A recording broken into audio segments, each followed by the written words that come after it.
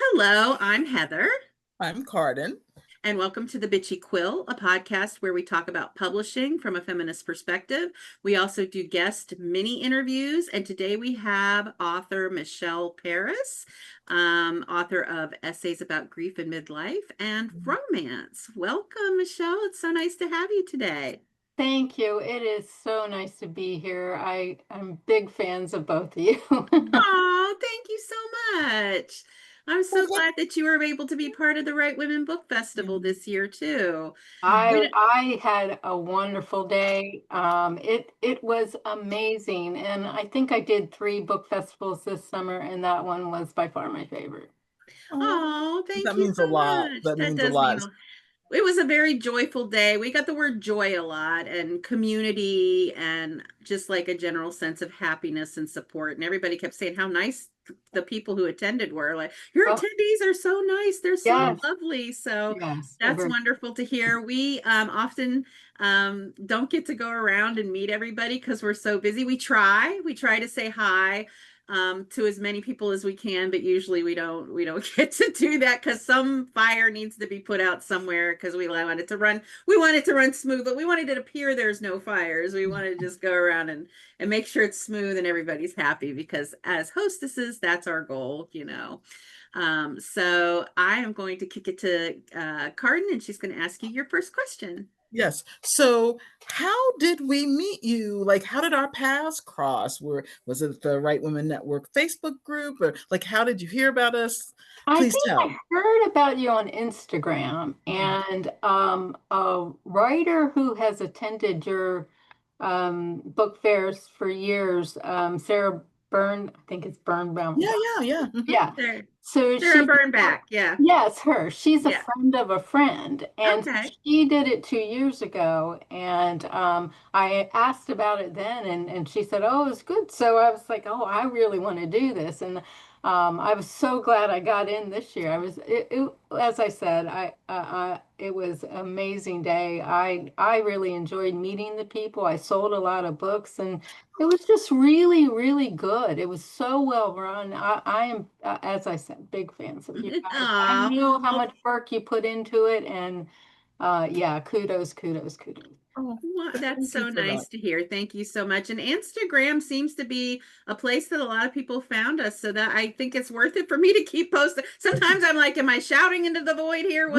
Is this working? What is the point? I think social And media is the way to go. I I wish I was better at it personally. sometimes I get a sense of existential dread as I go to hit post. Like, am I going to get likes? What's going to happen? But it sounds like it's worth it because a lot of people did connect to us through Instagram mostly, even though I am on TikTok. So the question I get to ask is a question that I, as an author and a reader, always want to ask another author.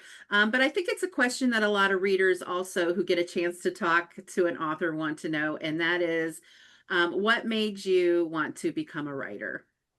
So I, back in the day, was an English major, and I graduated from college thinking I'm gonna, be a best-selling author. I always had that in the back of my head, and life gets ahead of you, and you start and stop projects through the years. Well, almost 22 years ago, my first husband died suddenly of a heart attack, Aw. and to help me grieve, I did journaling.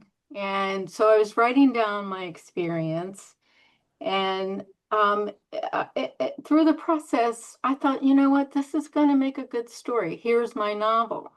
And Mm. so I took my personal experience and I turned it into a novel where the main character was a widow, a middle-aged widow, because widows go through something different than someone who's divorced. It's just a different process.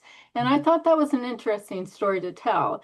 It's loosely based on my life. It's not everything that happens in my book happened to me, but there's a piece of me in the main character for sure.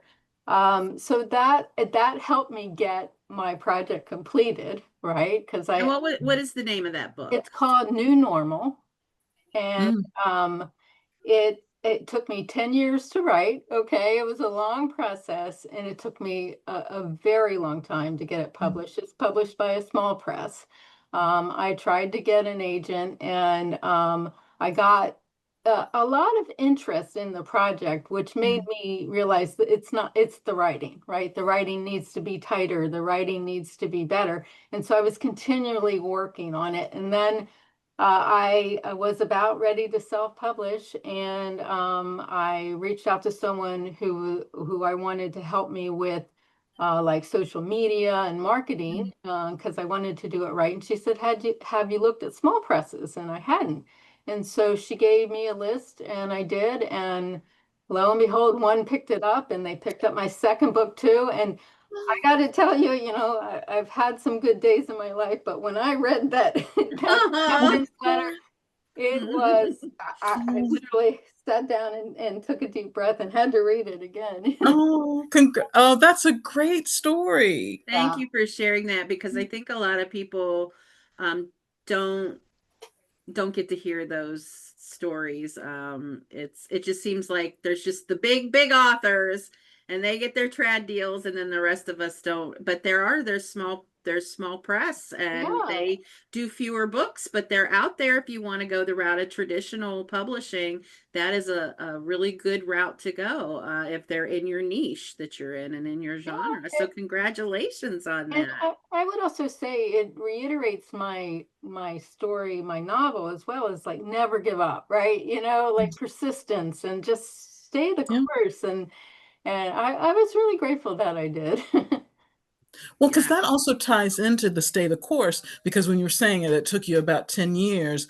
But Heather and I have talked about this before, and we've talked with other aspiring authors, which is writers write. So you have to write at the pace that actually is going to work for your circumstances, your life, your emotional kind of progress. So that in a lot of ways, when I hear your story and others who write over years, that's really impressive, because it's so easy to quit if it if you're not in a situation where you can sit down and just write it straight through 5 hours every day or whatnot. So the fact that for 10 years you just kept chipping away at it, I think that's really encouraging, along with your small press experience. Well, and I will tell you, for me, there's a tremendous value in finding a good writing group, critique group. Mm. And I took a novel writing class at Howard Community College, probably,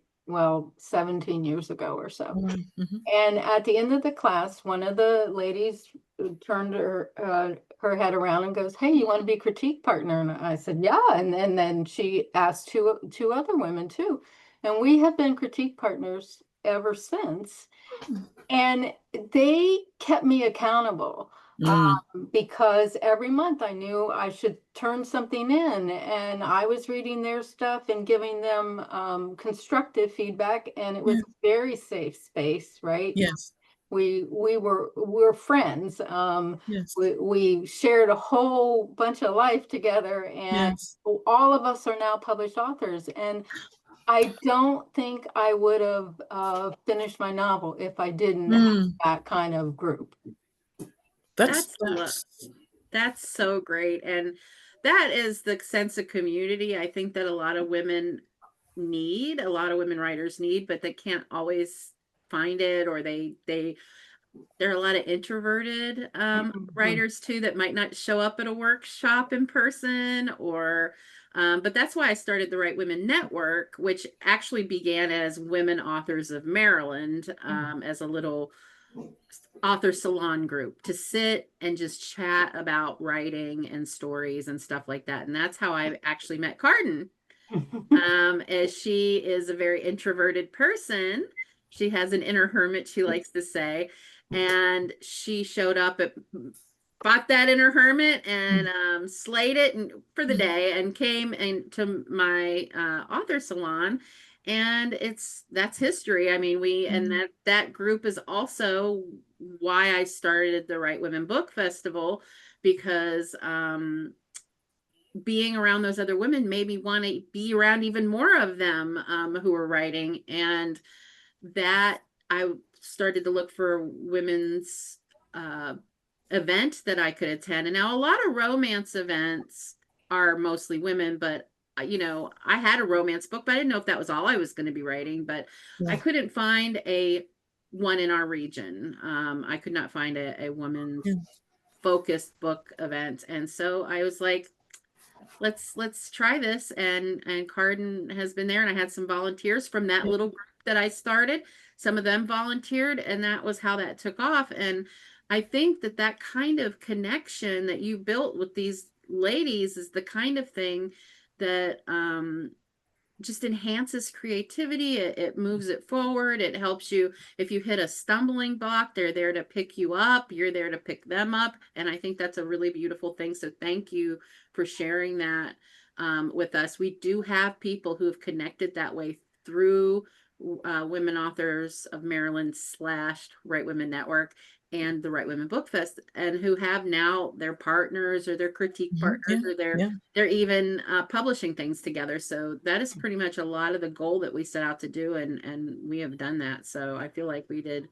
Um, and getting to talk to you now. I mean, this is that we love doing these little mini interviews because we get to actually meet all the people that were part of this event, and that part of the things that we do, and part of our writing community. And it just means that that kind of momentum just keeps moving forward, and we are all like a sisterhood, of Yes, authors. yes, yes. Thank you for sharing that. I just talked a lot. So No, um no, that's okay. Because what I was going to tie it into. So, Michelle, you mentioned that when you went to college and you an English major, and that your vision was, to be a writer and a bestseller and all that. Let me ask you, to even before that, who or what do you feel were kind of like, what was the foundation for even your really creatively being brave enough to be an English major and have that dream of being, the You know, successful I novelist? became an English major because I didn't like taking tests, if I'm going to be 100% honest. And Hey.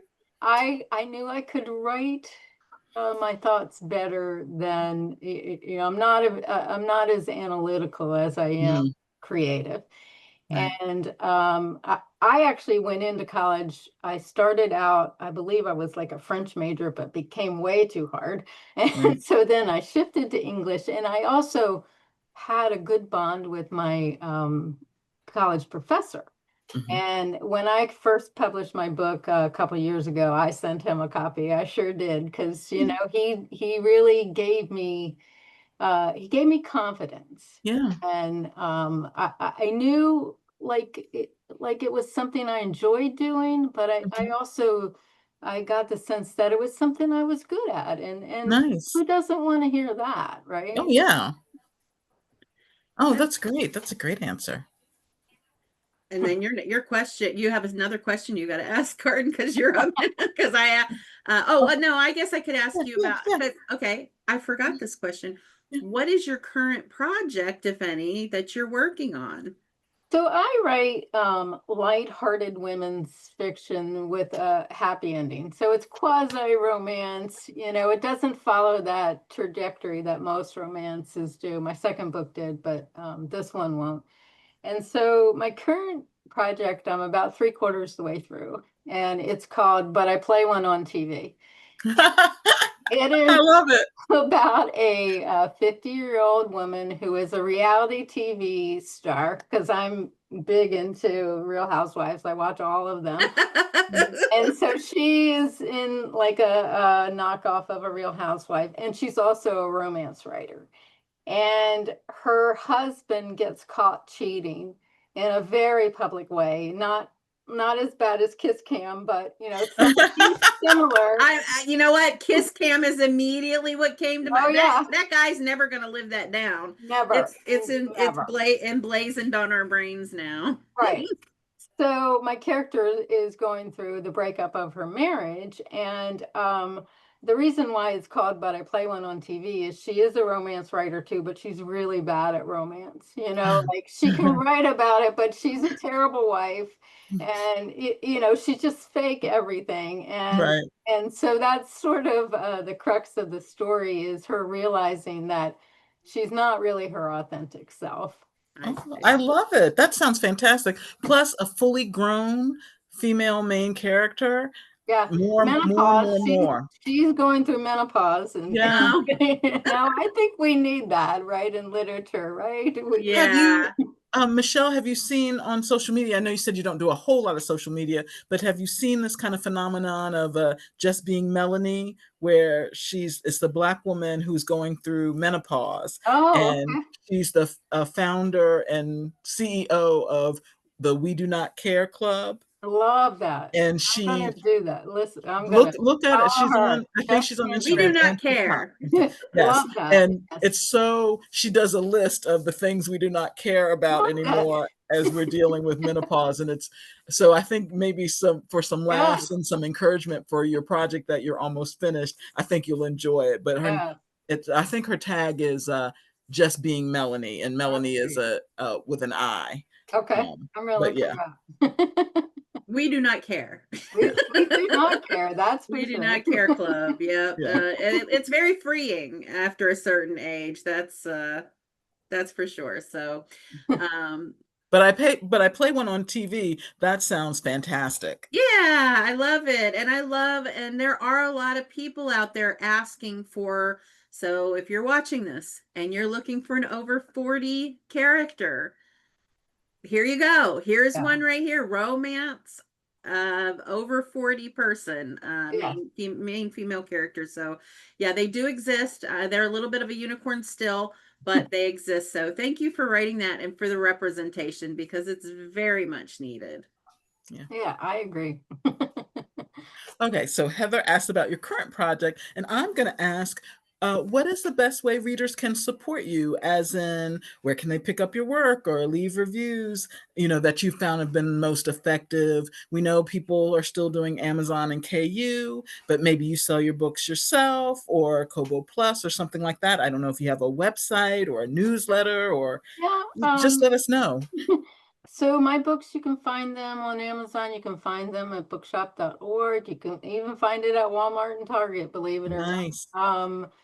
So I don't do KU because I'm with a small press. There Right. are some drawbacks to being with a small press. So I would say the biggest way to support me is to buy the book in any format, the format you want to read it in, and Yeah. reach out to me. My website is www.michelleparisauthor.com, and Great. I respond to every email that I get personally. Nice.